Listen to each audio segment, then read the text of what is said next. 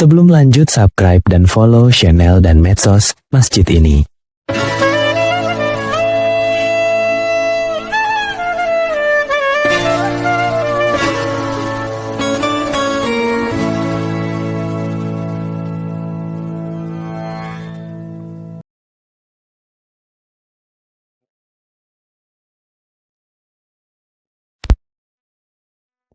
Masjid di mana akan menjadi bukti di hadapan Allah Subhanahu wa taala.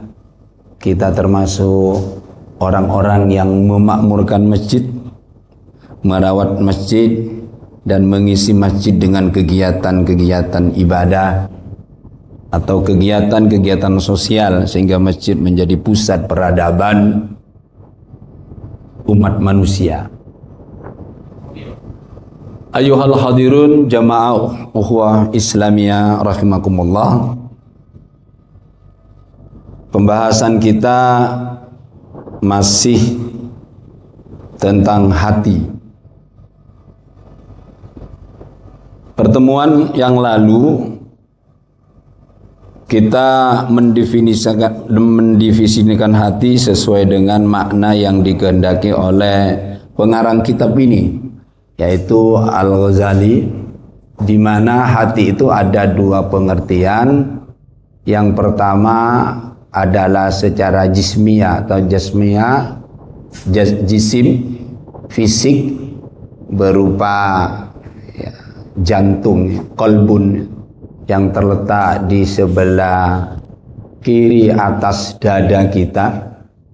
Dan itu kita tidak akan membahas yang pengertian pertama karena itu menjadi kajian-kajian kedokteran. Tapi dalam kitab ini adalah membahas hati dalam pengertian yang kedua, yaitu latifatun rabbaniyatun aw latifatun ruhaniyah. Sesuatu yang sangat halus, yang sifatnya ketuhanan, yang sifatnya ruhiyah.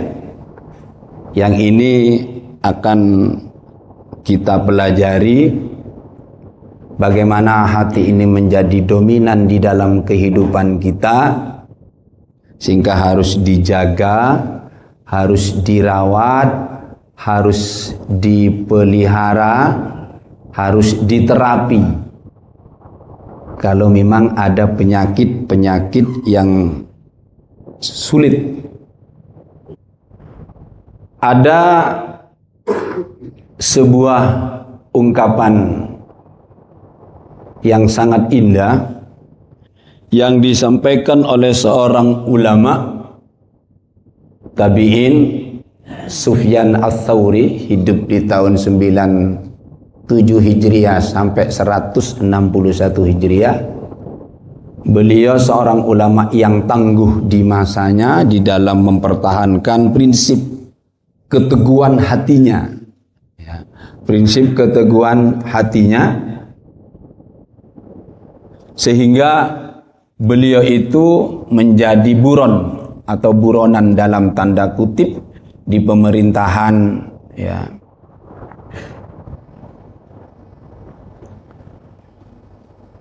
pada waktu Ja'far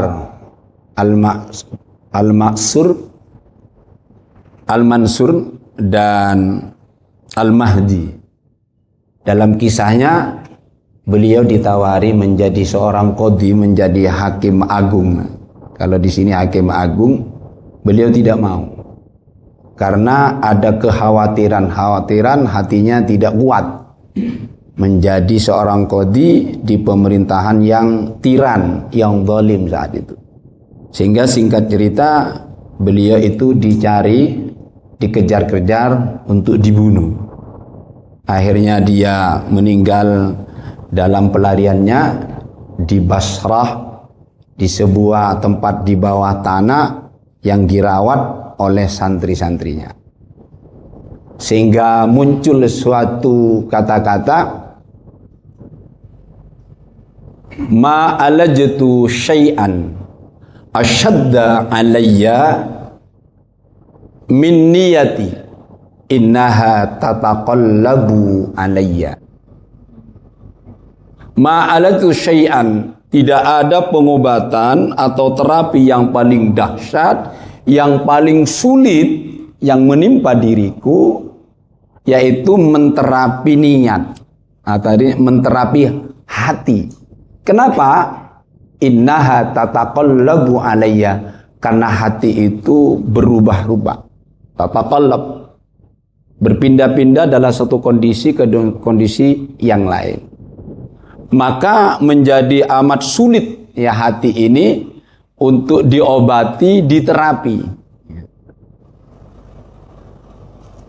Di sini Imam Ghazali mengungkapkan beberapa faktor atau aspek-aspek kenapa hati ini menjadi sulit ya untuk diobati.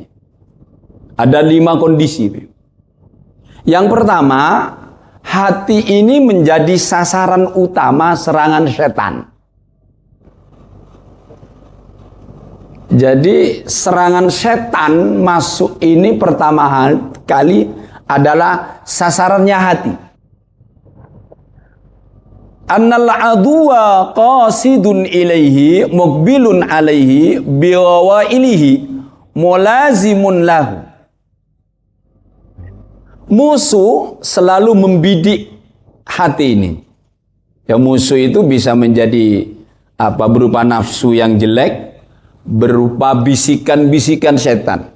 Mendatangi dan terus-menerus menjadikannya sebagai sasaran serangan, ya, menjadi sasaran serangan. Kenapa hati itu sangat sulit diterapi? Karena di sini menjadi sasaran yang memang empuk yang harus dilakukan setan. Bahkan yang kedua, fahuwa manzilatul ilham. Fa inna syaitan jasimun ala qalbi ibni Adam, fahuwa manzilatul ilham wal waswas. Kenapa? Karena setan itu bercokol di dalam hati anak Adam.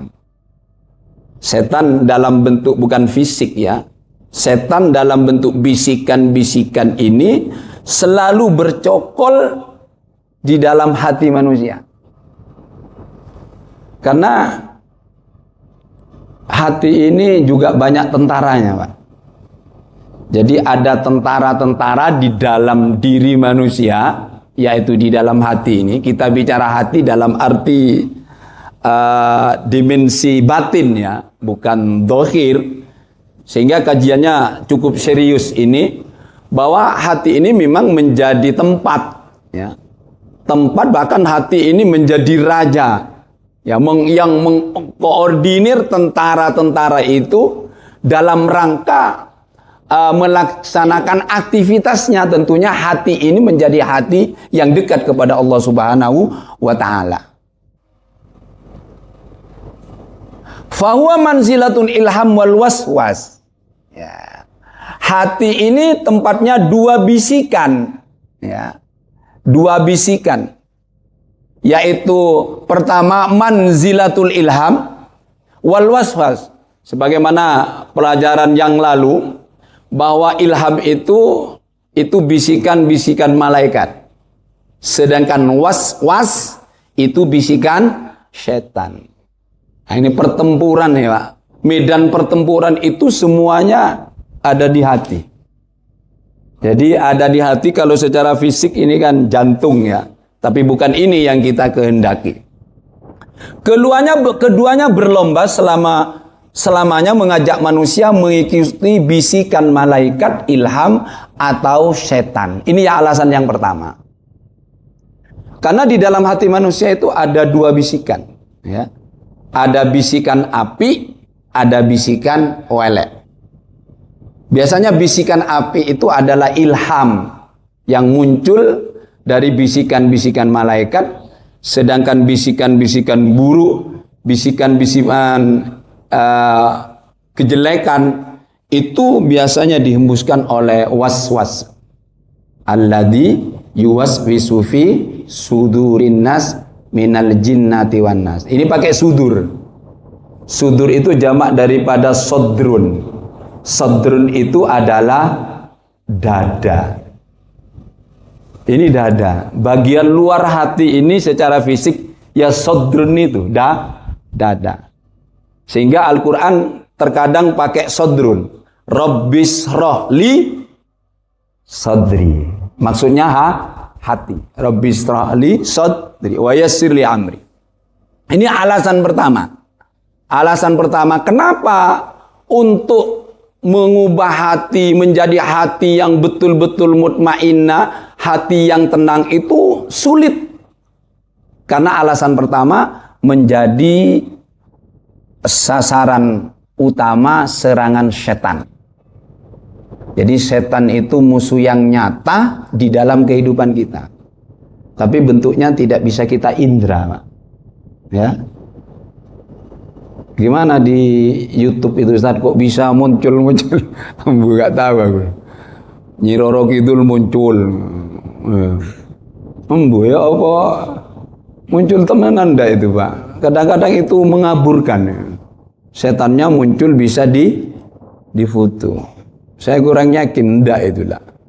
Kalau setan atau jin masuk ke dalam diri manusia iya.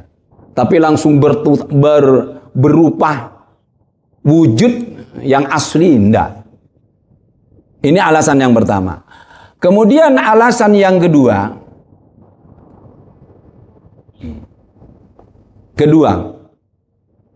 Wasani an-nasughla lahu aktsar fa innal hawa wal aqlu kilahuma fihi fa huwa mu'tarakul ashkaraini al-hawa wa junudihi wal aqlu wa junudihi. Yang pertama, hati itu sangat sibuk, Pak. Tak pernah beristirahat. Kalau mata bisa memejamkan.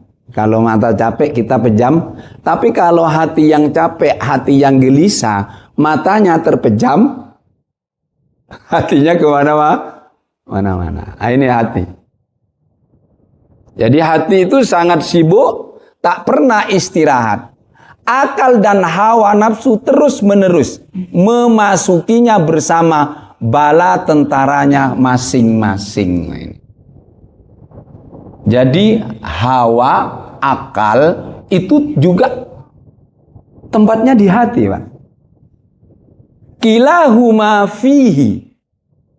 Jadi akal, hati, ruh, nafsu semuanya numpuk di hati. Wah, ini agak sulit ya.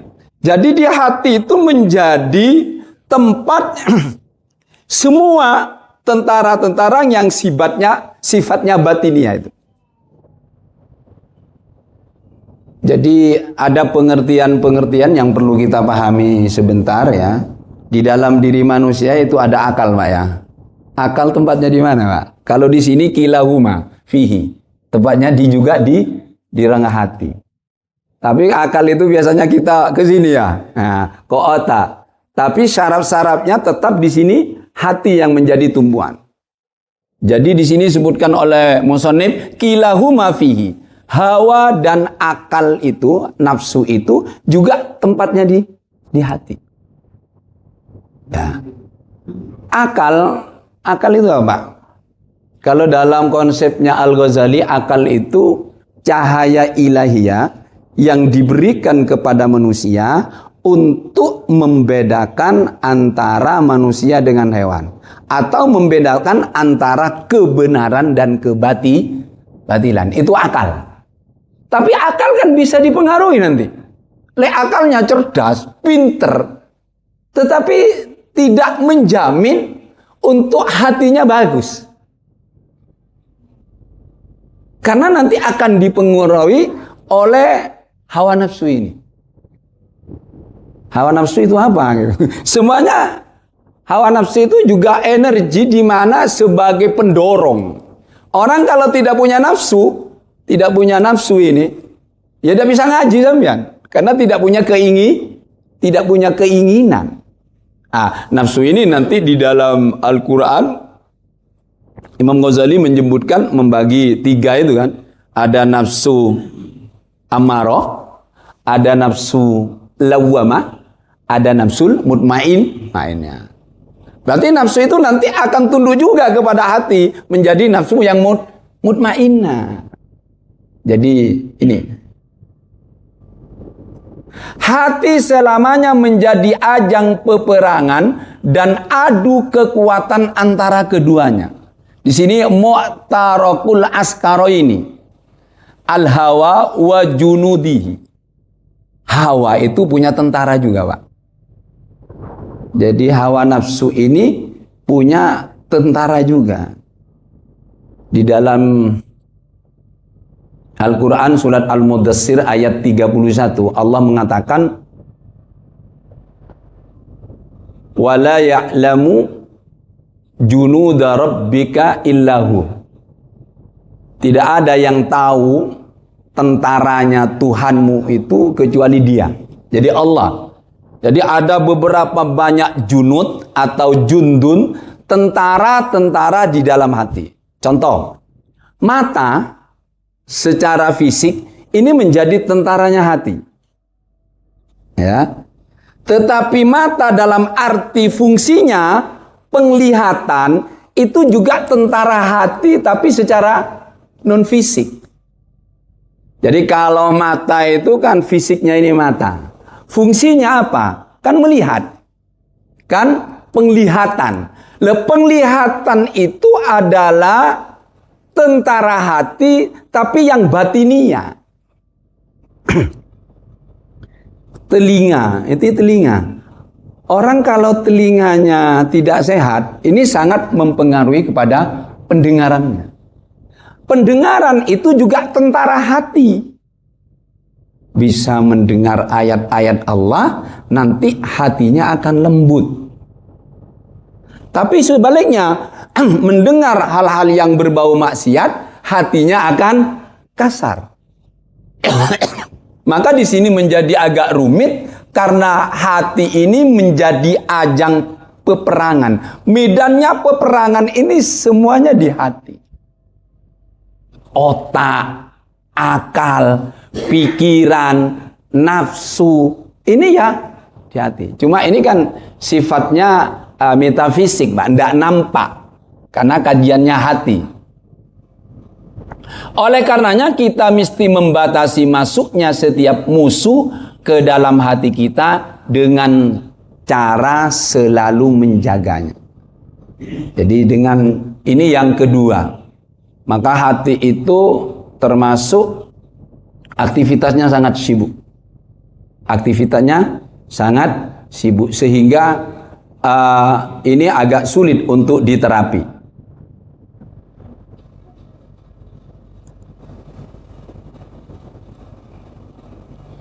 Ketiga, apa alasan Imam Ghazali bahwa hati ini memang harus dijaga, dirawat, ya? Annal awaridu lahu aktsaru fa innal khawatira lahu kassaham. Hati secara konstan dikelilingi oleh godaan dan rintangan yang jatuh ke hati seperti hujan yang tiada henti. Di sini disebutkan la tazalu taqa'u fi kal matori la tazalu tamturu alaihi lailan wa naharan.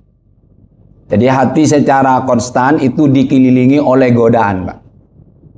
Jadi akal bisa menggoda.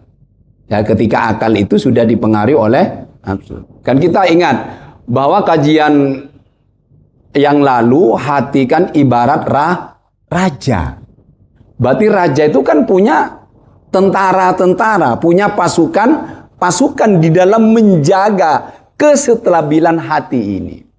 Sehingga nanti itu tentaranya ada yang sifatnya fisik, ada yang sifatnya itu adalah batin.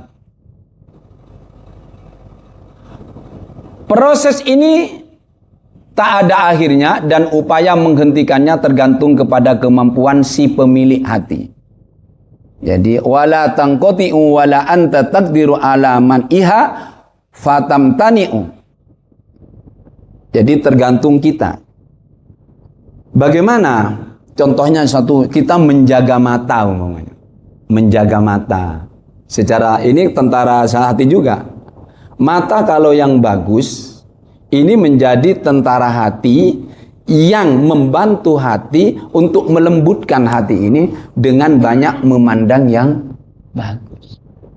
Telinga juga tentara hati secara zahir, biar hati itu lembut, maka apa yang kita dengar itu harus dipilah-pilih. Biar hati ini menjadi lembut. Juga tangan ini tentara hati juga.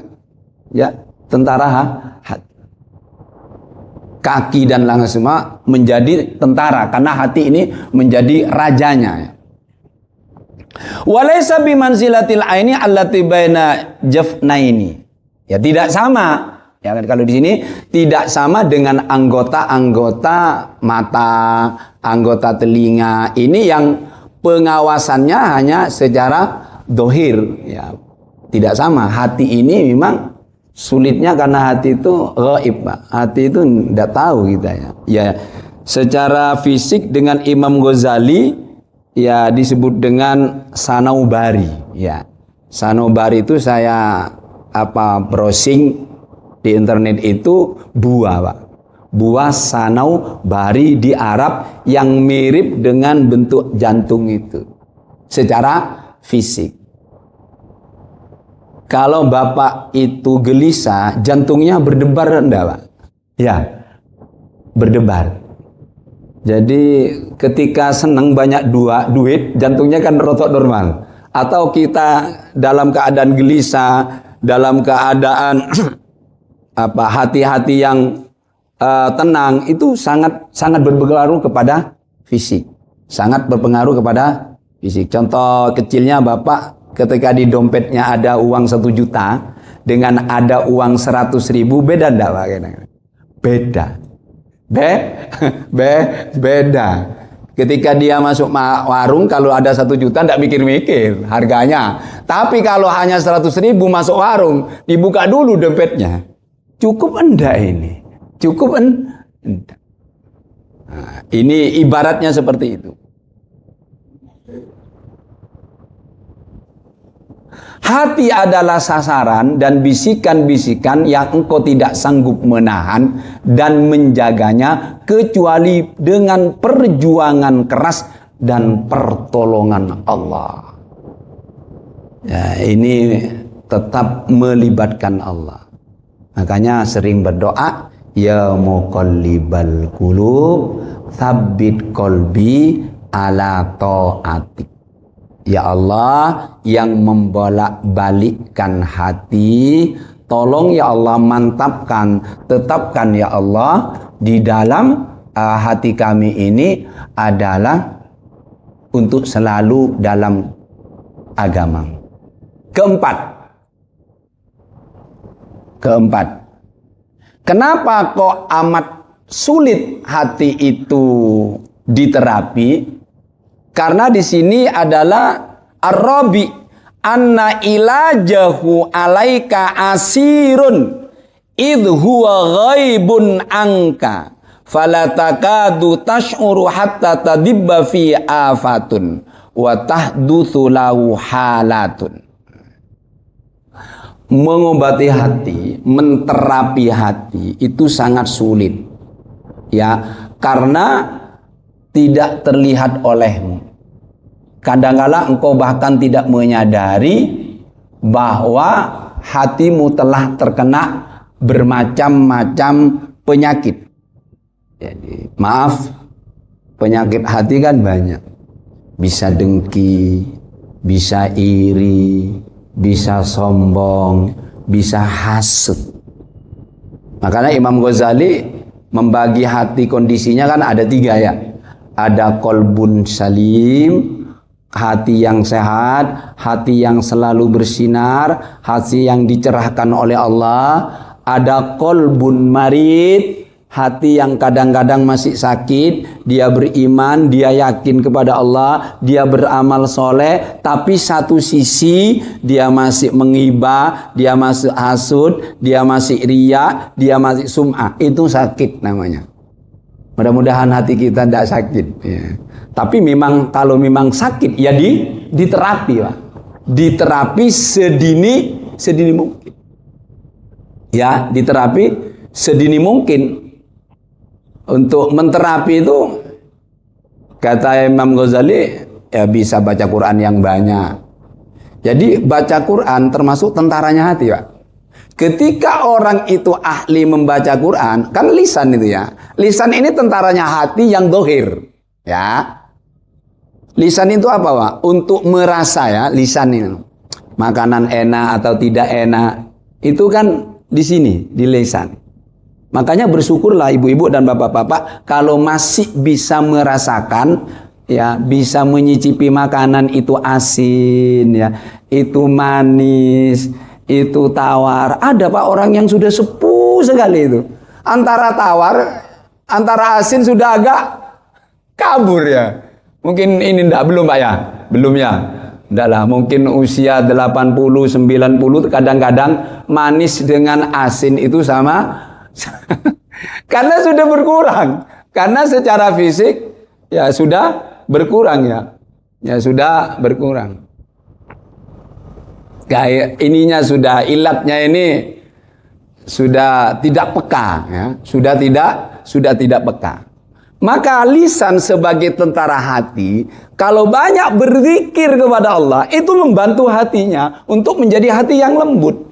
Tapi sebaliknya ketika lisan ini sering berkata jorok, sering menfitnah, sering ghibah, ini menjadi tentara yang merusak. Ya, ada yang tentara soleh, ada yang tentara toleh. Ya iya, ada pasukan yang api, ada pasukan, kalau dalam istilah Quran, Hizbullah dan Hizbus Syaitan. Ya, ada partai Allah, ada partai syaitan. Itu secara global. Jadi anna ilajahu alaika asir. Sesungguhnya menterapi hati itu sangat sulit. Sangat sulit. Karena tadi itu yataqallabu, berbolak-balik. Senang kadang-kadang, benci, rindu, cinta, itu di sini semua. Di dalam hati manusia. Kadang-kadang kita itu sakit hatinya atau hatinya yang sakit tidak merasa. Tapi kalau fisik kita pusing, sakit perut, itu terasa sekali. Tapi kalau hatinya masih banyak ngomong orang, tidak ridho dengan pemberian Allah, masih terlalu hubud dunia, itu sakit namanya. Sakit. Hati yang sehat, ya kita ini ke masjid, sehat nih Pak. Ya, zikir, nanti suruh keluar, kemudian kita sudah membawa nilai-nilai.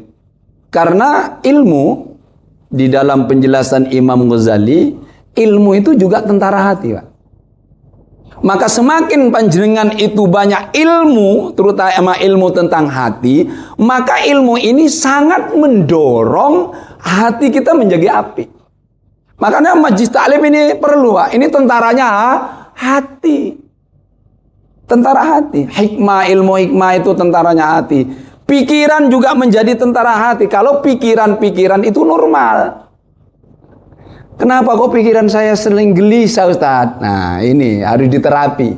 Ya, harus diterapi. Nerapinya tidak harus pakai uang ke dokter, enggak. Tetapi bagaimana kita banyak baca Quran, banyak zikir, banyak sholat, banyak introspeksi diri, banyak puasa. Itu adalah terapi-terapi yang ditawarkan oleh agama. Ya, terapi-terapi yang ditawarkan oleh agama. Sebab ciri-ciri orang mukmin yang sudah sempurna di dalam kata ulama, al-mu'minul kamil yakunu bishruhu fi wajhihi wa husnuhu fi qalbihi. Orang mukmin yang sudah tenang, sempurna, sudah mutmainnah, itu ketulusan senyumnya ini selalu nampak di wajahnya. Jadi tidak usah ngaku-ngaku sampean tenang hatinya. Kalau mencucu terus. Jadi orang itu ketemu saja seneng itu. Ada energi dari wajahnya ya, tentang ketulusannya, tentang senyumnya itu nampak di wajah. Itu hebat. Tetapi wahusnuhu kata ulama fi qalbihi. Gelisahnya, susahnya itu disimpan di dalam hati. Tapi kan kita nggak bisa, Pak. Kegelisahan hati kadang-kadang muncul ke apa? Ke fisik. Tapi orang yang sudah sempurna perjalanan saliknya menuju Allah, enggak pengaruh. Dia akan tetap gembira ini, nampak di wajahnya, nampak di senyumnya tulus. Tetapi kegelisahannya ada di sini. Kegelisahan hati, kegelisahan tentang akhirat, kegelisahan tentang barzah ada di sini. Cuma enggak ke permukaan. Tapi kan kita enggak. Kita kalau di hatinya gelisah, munculnya ke wajah. Rasulullah itu enggak. Jadi Rasulullah itu mendapat julukan Bassam. Bassam itu ahli senyum. Tapi lahir dari hati, Pak. Senyumnya itu lahir dari ini. Kita kadang-kadang senyum itu tidak muncul dari hati. Ketemu orang yang dibenci, yang tidak disenangi. Karena ketemu di gang sudah tidak bisa tidak bisa menghindar. Muncul senyumnya ini. Tapi senyumnya hambar. Ya, Pak. Coba sampeanlah. Ini ngobati hati. Ketemu dong orang yang menyakiti jenengan, terutama ibu-ibu, karena hati itu sama, tapi prosesnya orang perempuan itu beda, prosesnya beda.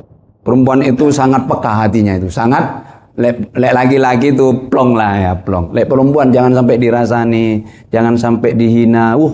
Itu sangat dalam, Pak. Sangat dalam. Ya bisa melupakan, ya tapi sulit menghapus.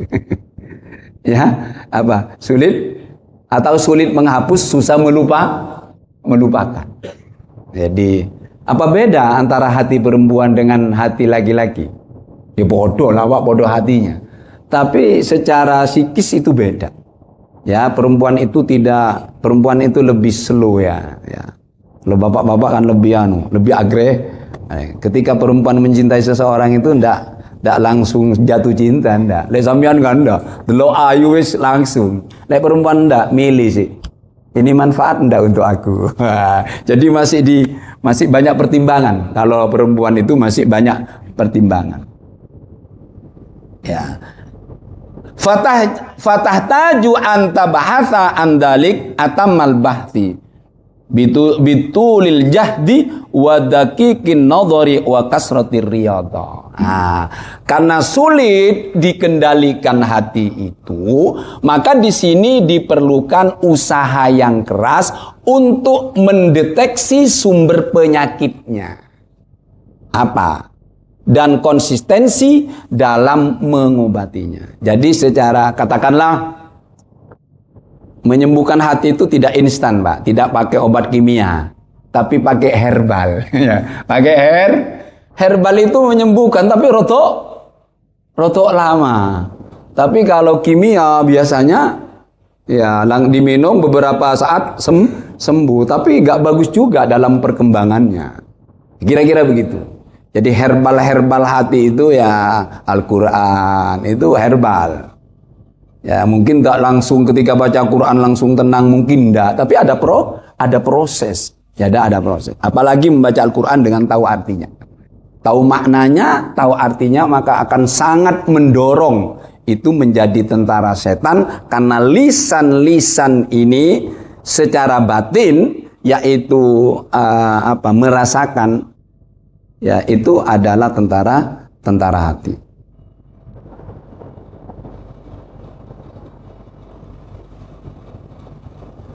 Ini kelima. Jadi ada kelima. Kenapa hati kok sulit diterapi, sulit dirawat, sulit dipelihara, sulit dikendalikan? Ternyata alasannya al-khamisu annal afati ilai asra fahuwa ilal kilabi aqrabu. Falaqad qila innal qalba asra inqilaban minal kidri fi ghalayaniha. Penyakit hati sangat cepat. Penyakit itu sangat cepat masuk ke hati dan kondisi hati itu penuh gejolak. Bahkan lebih cepat dari bergejolaknya air mendidih di dalam kuan. Sampai lihat air yang mendidih. Itu kan bergejolak. Itu lebih cepat daripada hati. Masih cepetan hati. Dalam hadis lain Rasulullah bersabda, Mathalul qalbi Mathalul usfuri yataqallabu sa'atan. Perumpamaan hati, hati ini ibarat seperti burung usfur. Saya browsing di internet itu, burung usfur itu di sana di daerah Mekah ada. Itu burung gereja, Pak. Burung yang ahli ibadah, Pak. Ada di gereja. Saya tahu. Kalau di sini burung apa itu, Pak? Ya. Gereja ada ya. Yang itu tempat diamnya itu di gereja, di masjid. Pokoknya bukan tempat tinggal di daun, tetapi tahu burung gereja, Pak? Iya. Apa burung? Itu burung gereja, kata teman saya, itu untuk obat. Kalau dimakan untuk obat. Menguatkan stamina katanya. Burung gereja itu. Coba Amian, coba. Nangkap burung, tapi cilik burung gerejanya itu. Iya. Menurut penelitian. Ada ulama yang mengatakan usfuria itu burung pipit, Pak. Burung pipit sini, Pak. Burung pipit. Hah? Emprit. Ya, emprit di Jawa ya. Burung emprit. Burung emprit ini di dalam kitab Usfuria, ya Mawaidul Usfuria, ada kitab kecil yang cerita-cerita. Ternyata Sayyidina Umar itu masuk surga, apa ya? Itu gara-gara melepaskan burung emprit itu dimainkan anak-anak. Dulu di masa kecil saya, burung emprit itu tak kasih gincu itu, Pak ya. Dilaparkan dulu, ya. Bapak-bapak yang umur 60 lah, dilaparkan dulu baru diginikan ya. Mirip merpati lah. Merpati itu bukan dilaparkan, tapi dijauhkan dari pasangannya. Ya. Jadi merpati itu memang burung yang tidak pernah ingkar janji. Wah, ini burung merpati. Burung merpati itu kalau di kampung saya, itu loh, Pak. Jadi perempuannya itu disembunyikan, mau sembunyikan. Itu dosa loh, Pak. Dosa loh. Wong sampeyan disembunyikan ndak kumpuli bojone. Itu dosa. Jadi burung merpati itu kalau di desa saya, kalau di sini ada ndak? Ada ya. Itu ya diginikan sama cowoknya. Wih, lari Pak cowoknya tuh cepat sekali. Karena ingin ketemu dengan istrinya.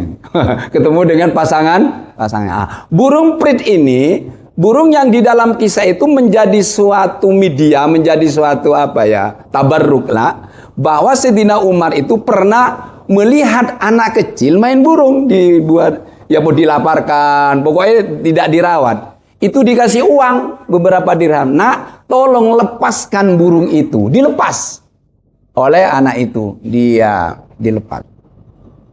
Sehingga dimimpikan oleh para ulama, ternyata Sayyidina Umar itu salah satu dimuliakan oleh Allah gara-gara melepaskan burung pipit itu yang dimainkan anak-anak. Itu sangat kecil sekali. Filosofinya apa? Kita itu tidak tahu amalan yang mana yang membuat kita masuk surga, tidak tahu. Makanya jangan menyepelekan amalan, jangan menyepelekan kebaikan. Ini saya teruskan. Bila hati tergelincir, semoga Allah Ta'ala melindungi kita darinya, maka akan lebih berbahaya dari lainnya. Iya.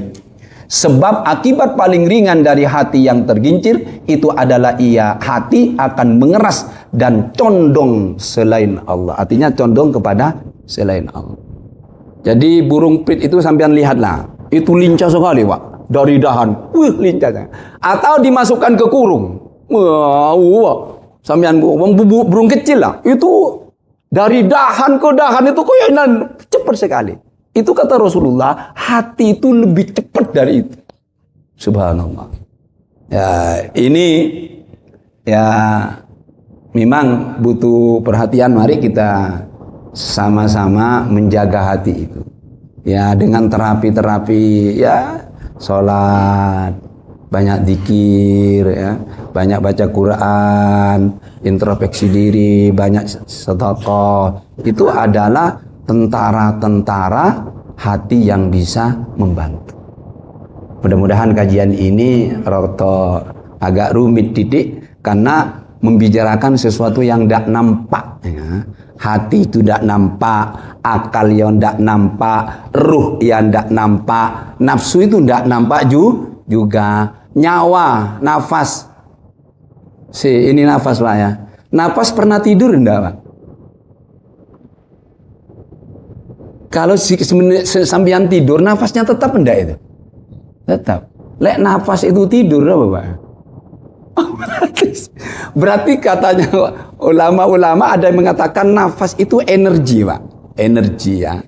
Energi itu kalau kita belajar fisika dulu, energi itu tidak bisa dibuat dan diciptakan itu ya. Tidak bisa dimusnahkan begitu. Jadi ibarat begitu. Kayu yang dibakar itu kan melahirkan energi. Energi apa Pak? Panas ya. Tapi kayunya kan hancur. Maka manusia lewes energi nyawanya itu keluar, kita ini hancur, kita ini bau. Maka kata ulama, ingat, setiap nafas katakanlah nyawa yang keluar masuk itu jangan sampai kosong untuk mengingat Allah.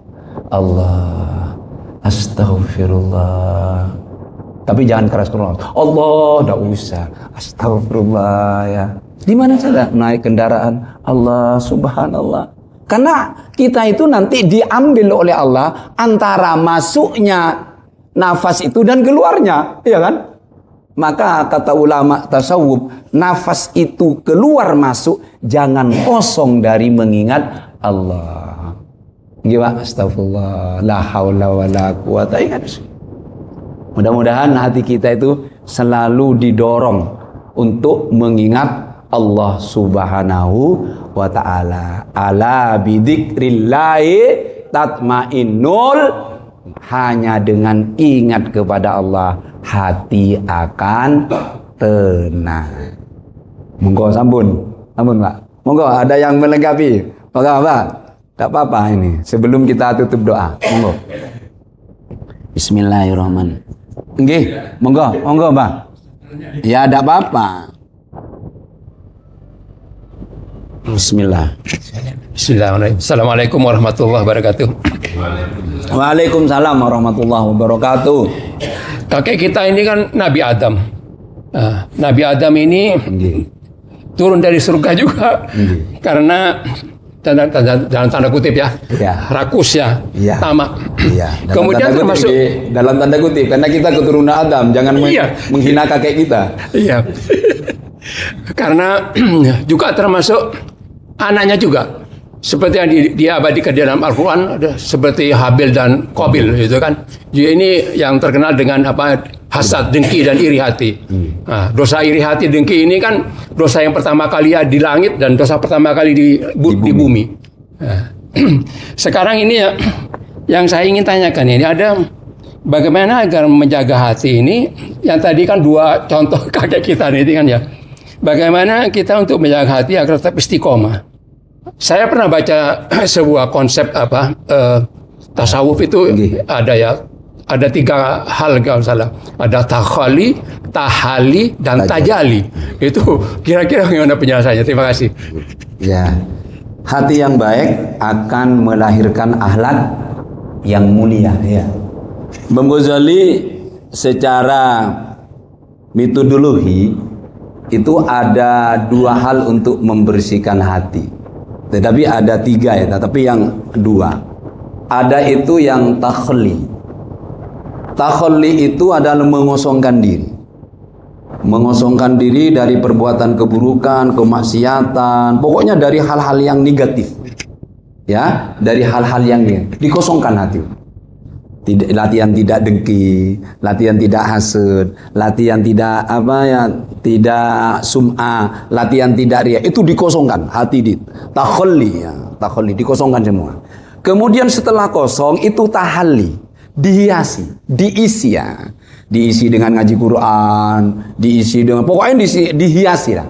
Karena itu sudah kosong semua, dengki sudah kosong, hasad sudah berusaha dikosongkan. Kemudian tahalli.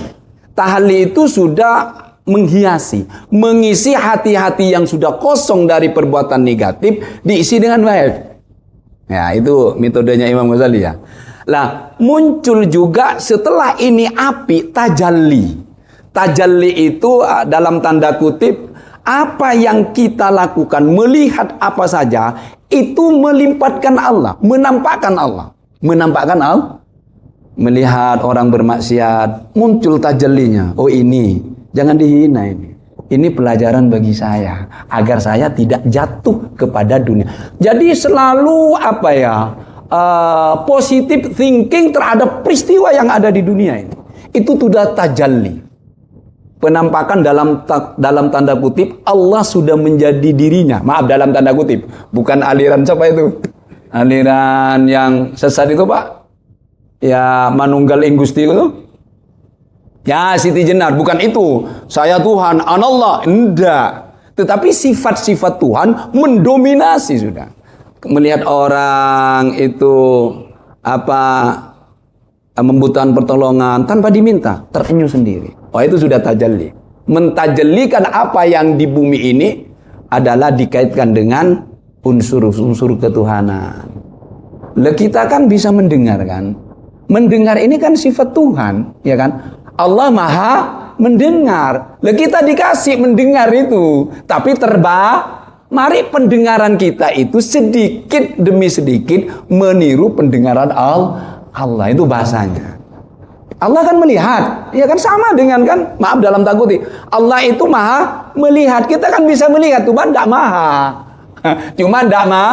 Kalau Allah melihat, di belakang itu Allah tahu.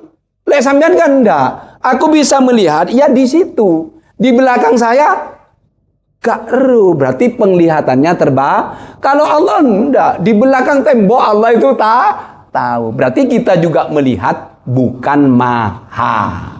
Nah, mari ya. Makanya ketika orang itu sudah meniru sifat-sifat Allah.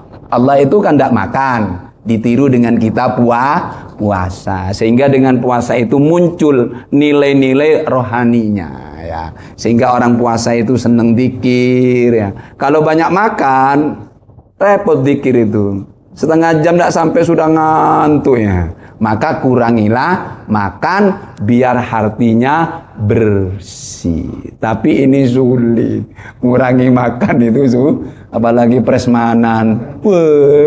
Ini cukup ya, sehingga menggunung di dalam piring kita.